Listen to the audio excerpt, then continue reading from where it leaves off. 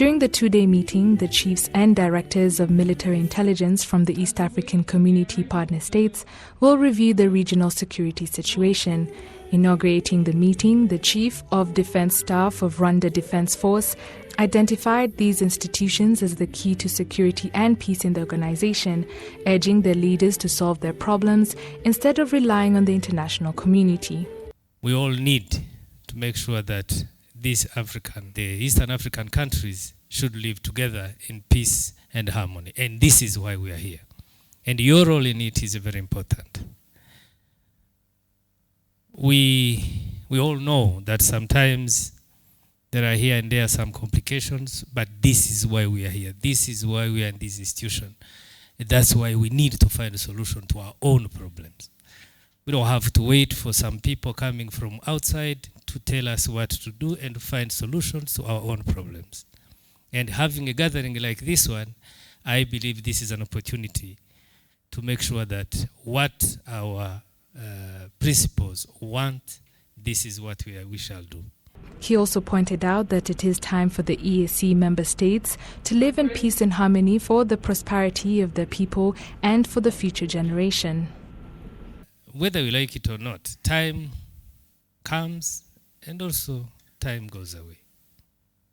Today what we have, the families we have, the kids we have, one day, even though this is not what we want, but we may find ourselves not living anymore, but our countries shall always live. So it is now an opportunity to talk, to discuss, and to make sure that our future is bright to all of us. And this is what I would rather think that it is most important, and this is what we should think.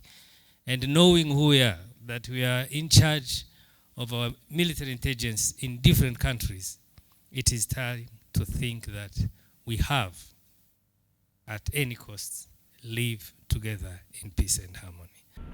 The EAC says the meeting took place during a time that countries were preoccupied dealing with the COVID-19 pandemic. That created a gap where it gave insurgency groups an advantage. This comes at a time a terrorist attack last month took place near the French embassy in Dar es Salaam, Tanzania, killing at least 4 people and injuring others. The EAC Defense Liaison Officer notes that terrorist activities could escalate after the Taliban returned to power in Afghanistan, and that intelligence agencies need to be more vigilant and cooperative. He adds that in addition to the security issues at the borders of member states, the meeting will also focus on terrorist activities in Cabo Delgado province in Mozambique and the extent of their crackdown.